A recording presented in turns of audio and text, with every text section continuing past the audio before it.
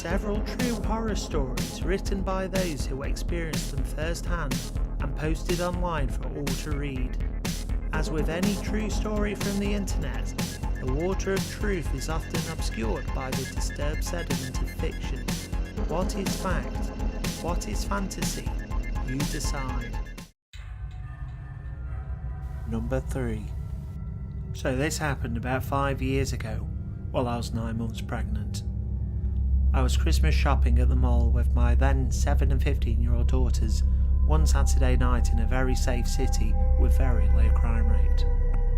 There was an Applebee's connected to the mall, and we ended our shopping pretty late, and the mall stores were starting to close, so I took my kids to the connected Applebee's for a late dinner. We finish up eating about 10 PM and leave out the Applebee's entrance into the practically deserted car parking lot with shopping bags in tow. As we got to the car, I was in the middle of manoeuvring the shopping bags on my arms to find my keys when a 50-ish-year-old guy starts walking up from somewhere in the parking lot with shaggy grey-white hair and a faded flannel shirt and old jeans. I noticed him briskly approaching when he was about 40 feet away, and he said, "This is a stick-up, give me all your money." My blood ran cold, and I stared at him owlishly and shakily and said, "What?" He then said he was just kidding and came up and stood right next to my daughters, who were standing on the other side of the car waiting for me to unlock the car to let them in. He then starts making small talk with me and my girls. He's asking things like if they were being good girls for Santa, how old they were, if we got all our Christmas shopping done, what kind of things did we get. He didn't seem drunk, high, slow or mentally challenged at all. He was very coherent and seemed of sound mind. Mind you, I was a heavily pregnant woman, alone with my 2 daughters in a mostly deserted car parking lot at 10 o'clock at night, who was being approached by a stranger who came and stood right next to my kids on the other side of the car, just shooting the breeze, talking to me and my kids with his hands in his pockets and occasionally looking over his shoulder. I didn't want to aggravate him, so I was politely conversing with him and trying to look calm and nonchalant while trying to disguise my frantic hands digging inside my giant purse for my car keys. This exchange went on for a couple of minutes whilst he periodically kept looking over his shoulder. I was silently panicking and trying to politely keep the situation from escalating by calmly and nonchalantly talking to him, while also trying in vain to find my damn car keys to get us out of there. They were in there, hiding good. I felt that at any moment he was going to pull a knife or a gun, or rob me, and my kids were right next to him, away from their mother on the other side of the car, and I couldn't find my keys to get my kids into the safety of the car. He kept trying to engage them in conversation, and I could see that my oldest daughter was a little weirded out, and she kept glancing at me to gauge my assessment reaction to this situation. Kids often tend to not recognise potential danger when they are with their parents, since they see us as their protectors. And being that he was the only one talking and acting friendly, and I was doing my best to stay calm, they were oblivious to the alarming situation we were all in, and being 9 months pregnant and that I was no match for this full-grown man, especially if he was hiding a weapon on him. While still desperately digging for my keys, I tried to politely give him hints that the conversation was over by saying things such as, "It was nice chatting with you, but I gotta get these kids to bed," and "It was nice meeting you," and telling the girls to say that it was a nice meeting him too.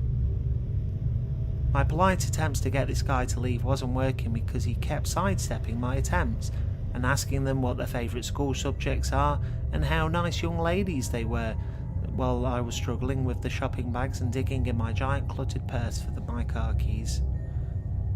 My outgoing 7-year-old was completely oblivious to how not okay the situation was, because he was being friendly and because of the whole "I'm with mummy so I'm safe" child mentality. So she started to talk about what she had picked out for Daddy for Christmas, and asking him if he knew what Minecraft was, and keeping this creep from leaving us alone by keeping him engaged in conversation. They didn't realise that I was becoming desperate to get them the hell out of there. Then I suddenly felt this sinking feeling of dread when I realised that I may have lost my car keys in the mall and that we were stuck outside with this strange man who kept looking over his shoulders or showing no signs of walking away. I was thinking that he was waiting for the perfect moment to pounce. All he had to do was grab one of my girls and threaten their life, knowing it would make me do whatever he wanted as long as he didn't hurt them. I started to feel my adrenaline start to spike, and my heart and stomach started doing flip-flops, and I felt like at any moment stuff was going to go down, as the gravity of realising that there were no other people or witnesses around and that they were totally alone with him, and at that moment the odds were stacked against us and that he has his chance.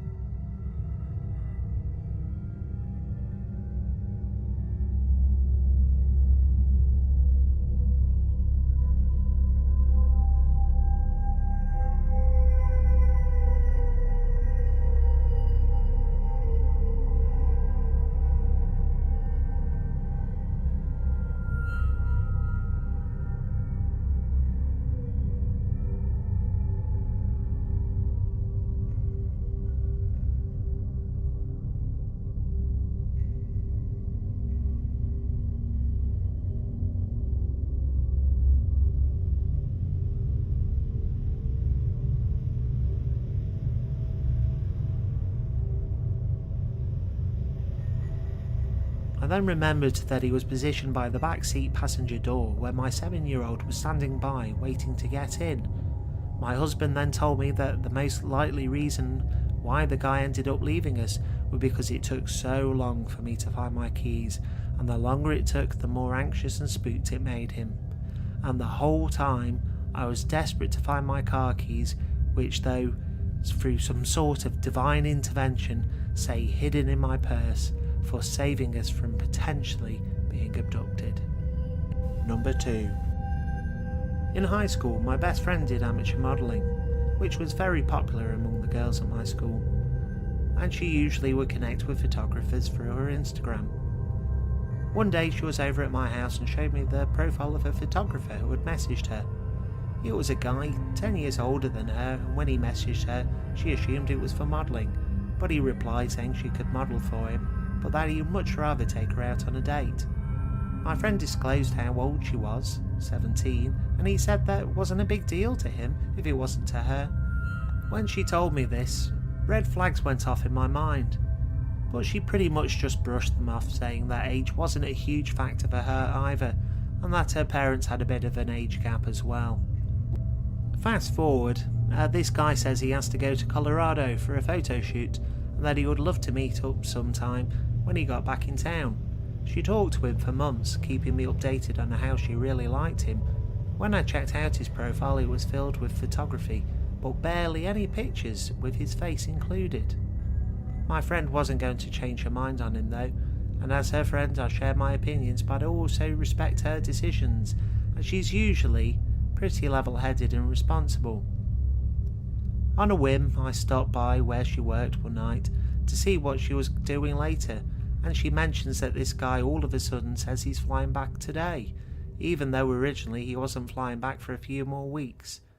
He starts claiming that he has nobody to pick him up from the airport because his flight gets in late, and asks if my friend can. She's a bit unsure about it, but was really excited to meet this guy and decided that airports were safe and that she would go get him.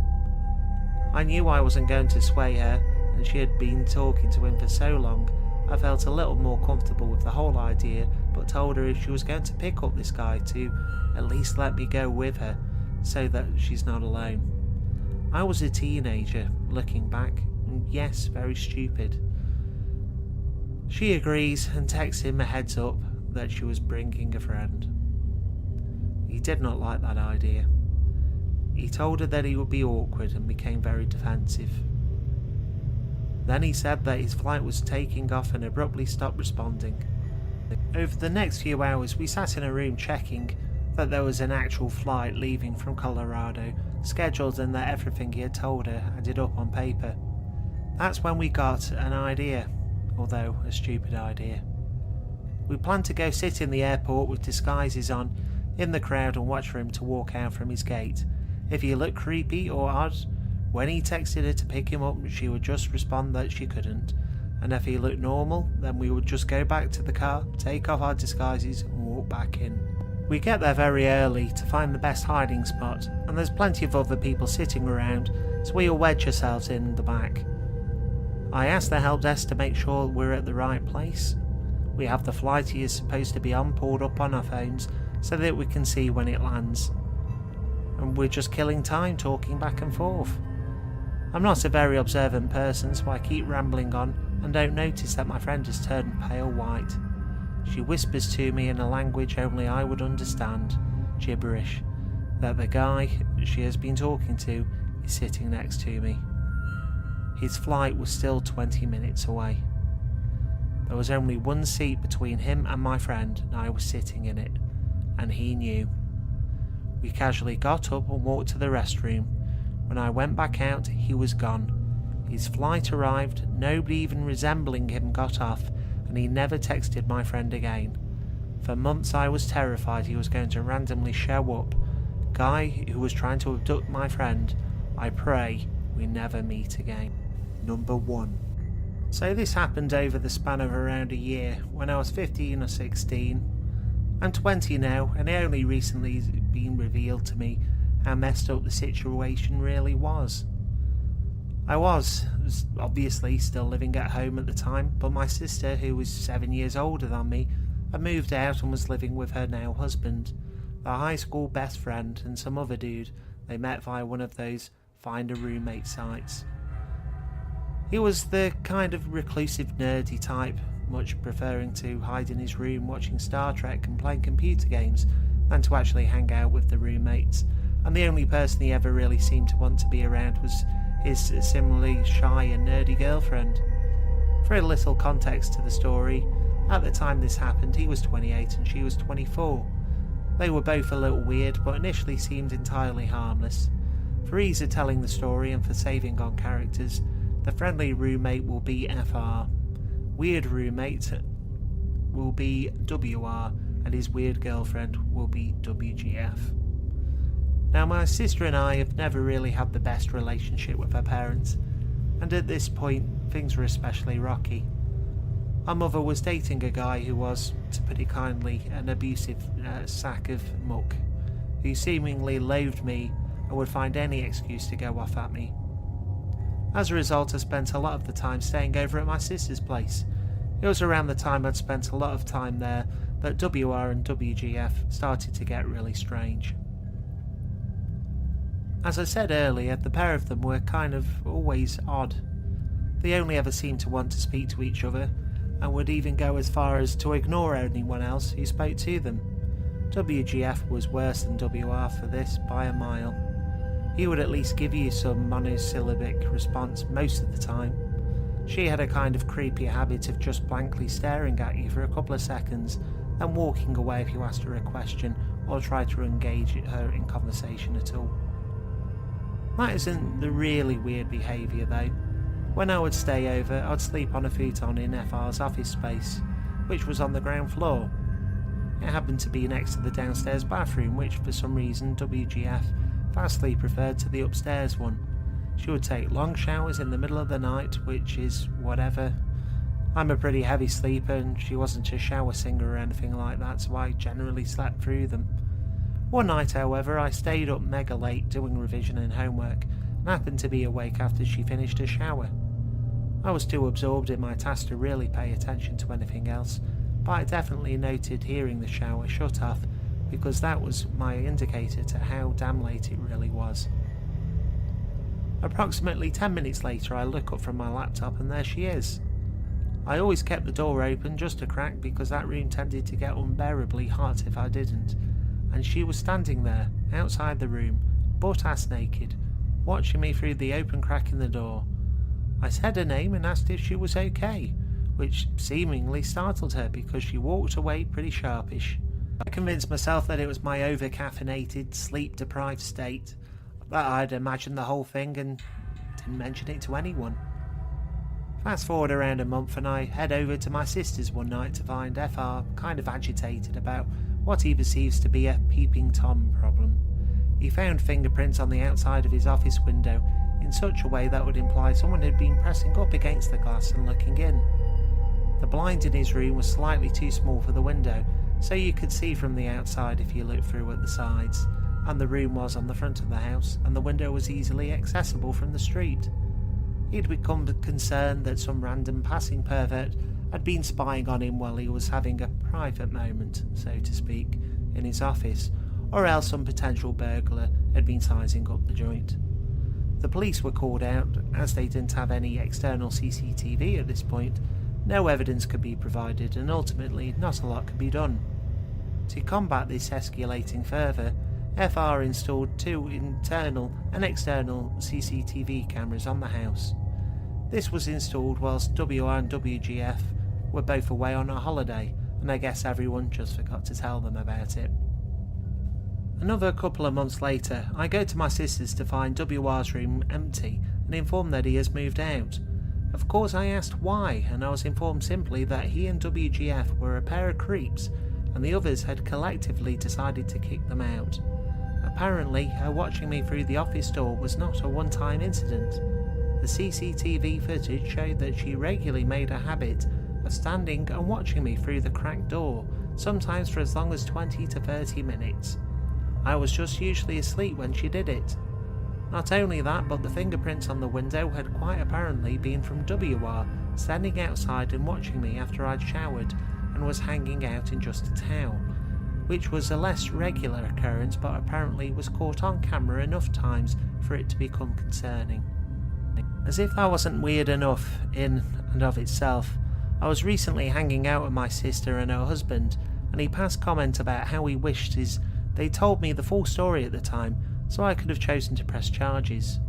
I asked what he meant by that, and he revealed that not only had they both been secretly watching me, the CCTV also showed that they had messed with food and stuff that I bought, including clips of him licking all of my apples, her spitting in my orange juice, even dumping regular cow's milk into my lactose-free stuff, which explained why I had a period of feeling really sick from nowhere. To top it all off, apparently when FR barged into the room to confront them about it, he not only found that several shirts I thought I'd misplaced elsewhere had been stolen by the two of them and literally hung up on their wall, she had done several drawings of me sleeping and written a poem called Ode to My Name, whose contents I don't know and don't really want to know. Apparently FR gave them an ultimatum of, you have 2 hours to get out of the house and never contact any of us again or I'm calling the police. And they took the former option. They've never tried to contact me subsequently to this, but I feel sick thinking of what they were potentially planning. My sister's 20-something roommates who watched my teenage self sleep. Let's not meet again. Well, fact or fantasy? You decide. Thanks for watching. Please subscribe as it really helps me out, and I'll be back with more soon.